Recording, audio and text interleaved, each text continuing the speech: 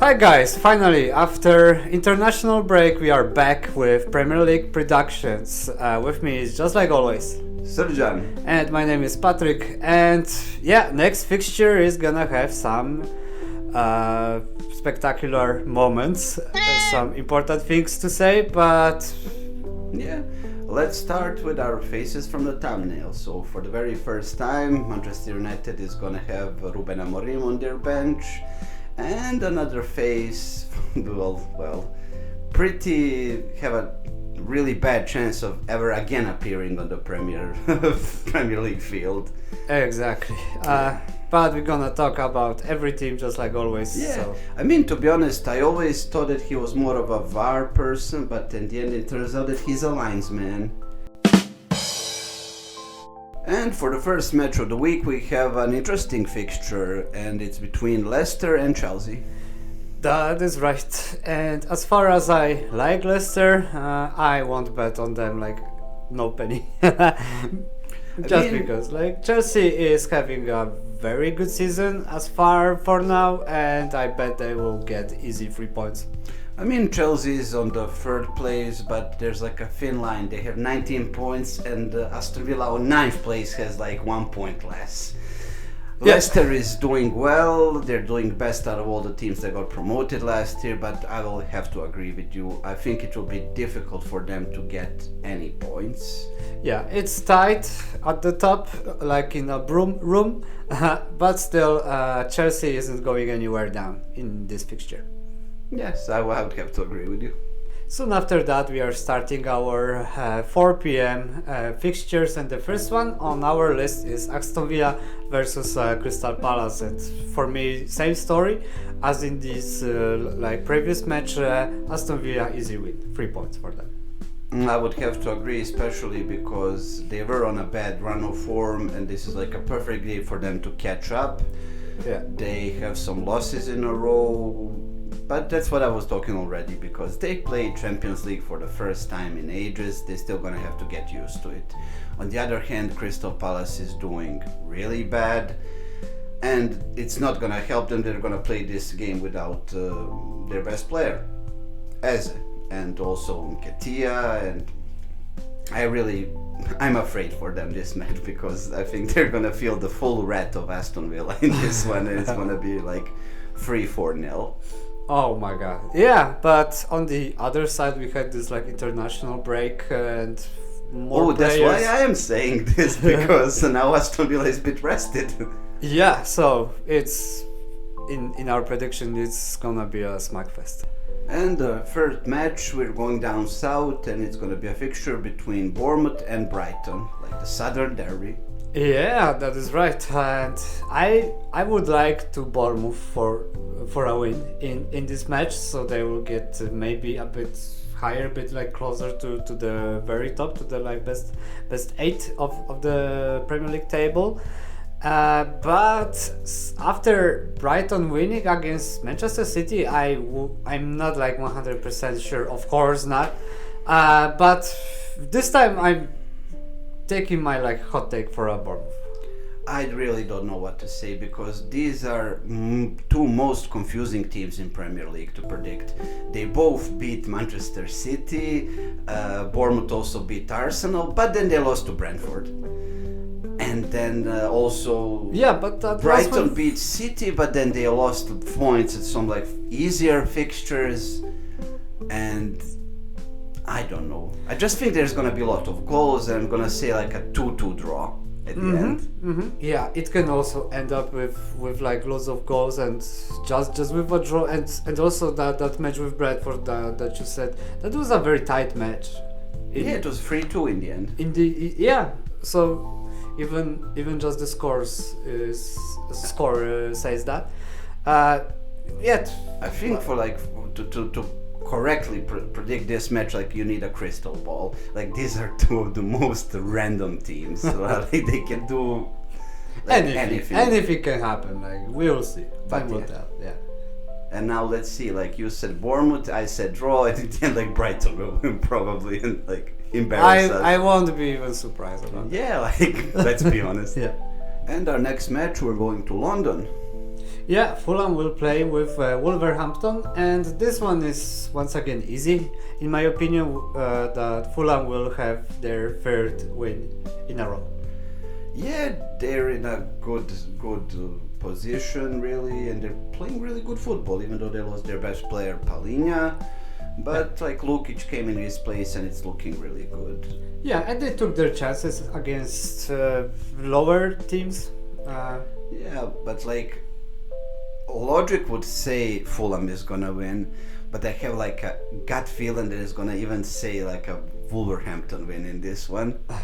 I don't know. Wolves mostly in most fixtures score at least once.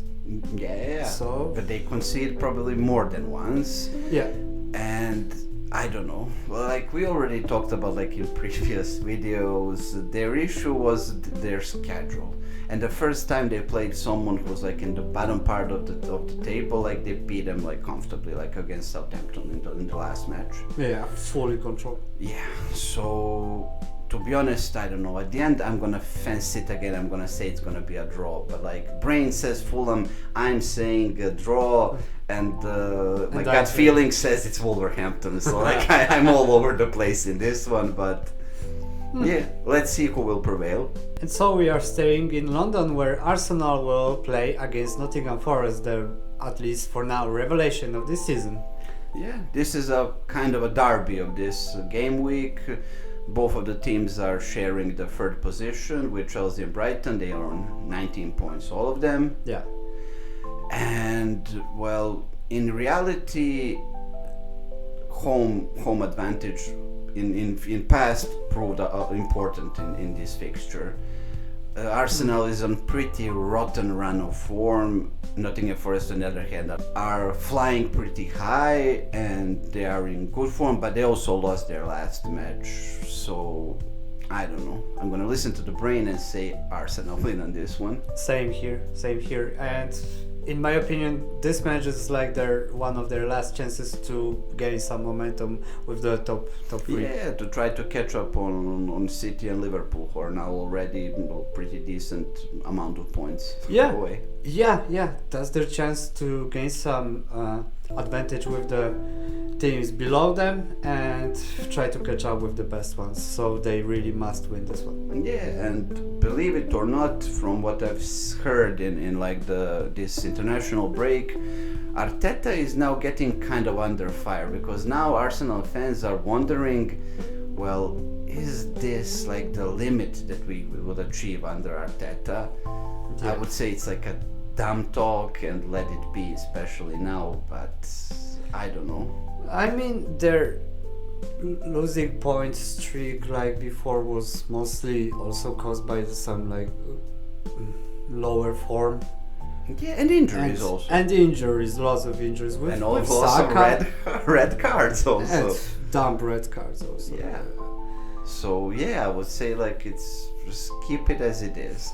But I mean, like the journalists have to talk about something where there's international break, and thank God that Kut did what he did, so they were also talking about him, and there was like less of this nonsense about Arteta and Arsenal.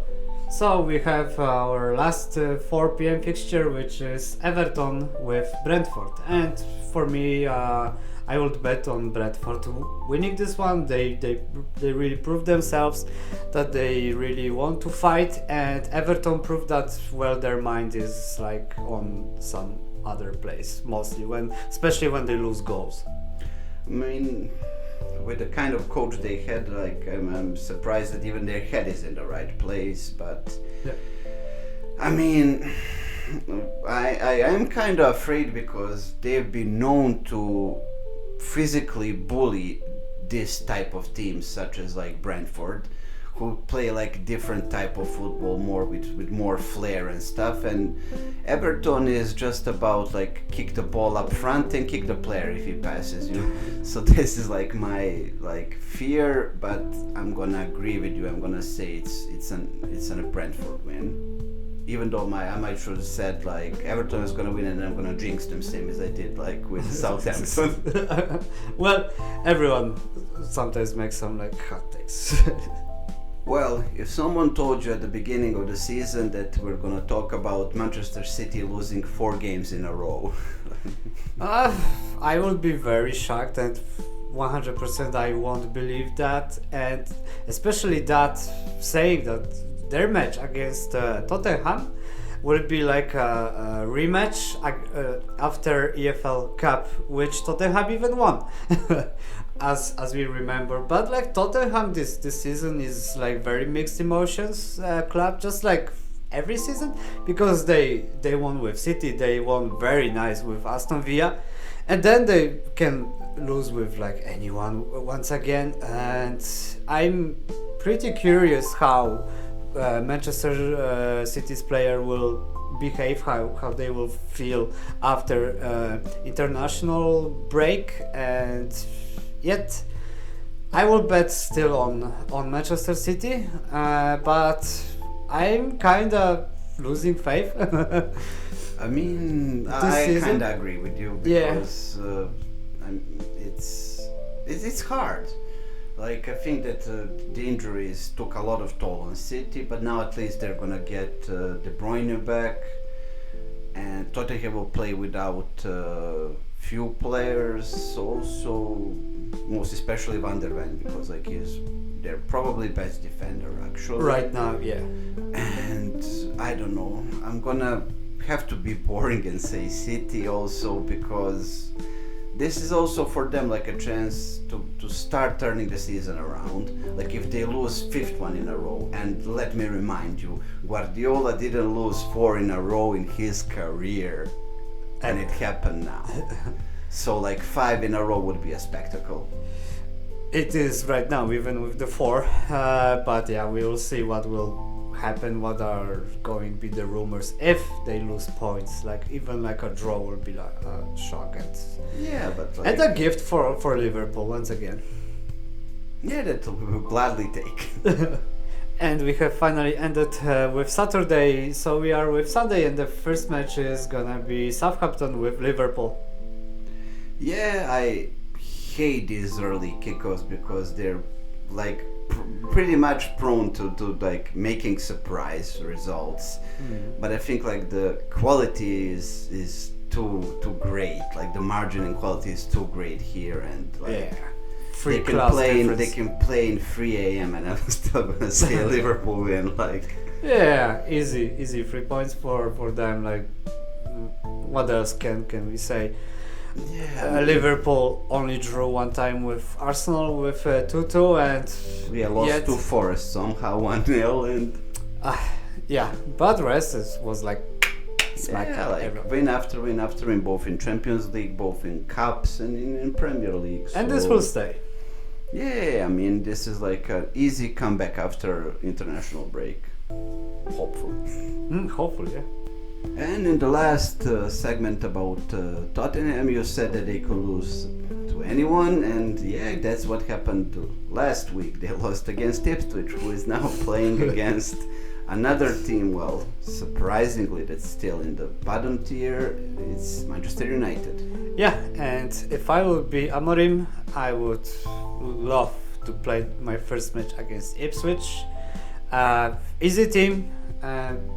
Way better players on my side, and I think United will win this match, but it won't be very much like straightforward win, like without any wows and anything great. Maybe more of a like new broom effect, like new coach coming in and like new blood.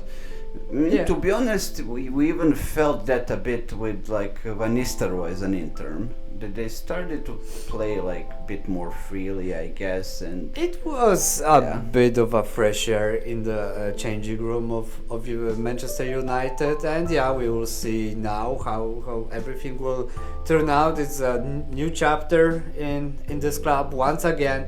Yeah, they're like 17th chapter, I guess, but I mean, you do what you're gonna do sometimes. And also Ipswich is just 1 place above the relegation zone, but if our predictions will be correct, they won't need to be mad about it, even losing this one, because we have predicted that all of the three teams below will lose, and I bet Ipswich will also lose, but it's gonna be like 1-0, and the goal will be in the second half, like after 70 something minutes. You went into details for this one. Yeah.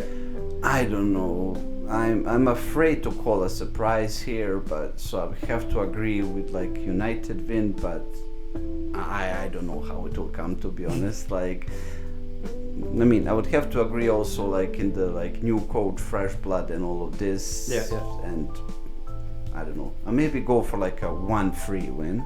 Oh, more goals, so more happening. Yeah, maybe also. Everything is possible, like, Also, because we need to first see like Amorim, how will he actually envision United? How will he actually like put the starting lineup out? Because he played in Sporting with 5 back, like with 2 fullbacks that were really attacking and going forward, and 3 center backs.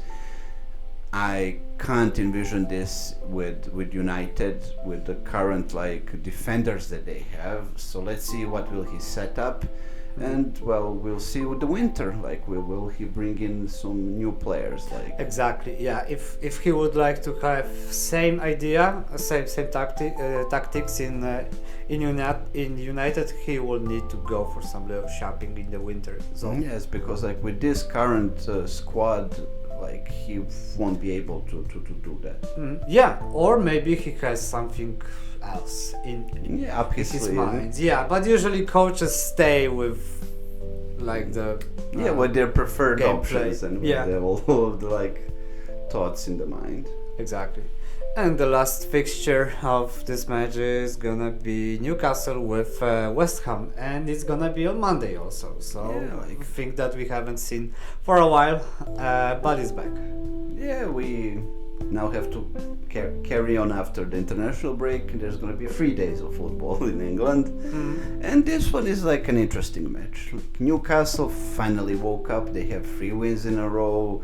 They're now 1 point off third place. They have 18 points. Yeah, it's tight, like we said. Yeah, West Ham still kinda struggles. Like, they get a point here, they get a win there, but they can't seem to like get on any sort of like streak, on any sort of a row of wins of like some good results. Yeah. Last match they played like the dullest thing ever against Everton, and that was like watching paint dry. Watching grass to grow. Yeah. I mean, last 3 matches they got only 4 points, and it's not looking good anywhere. Yeah, and like I said, like Newcastle woke up, they started winning, and they're playing up north, so that's even like better for them on their like home pitch. And yeah, I'm gonna say it's gonna be like a Monday celebration for Geordies. Yeah, I would also bet on Newcastle with this one. 2-0, I guess. Like that's my crystal ball feeling for this one. Yeah, like cards. Yeah.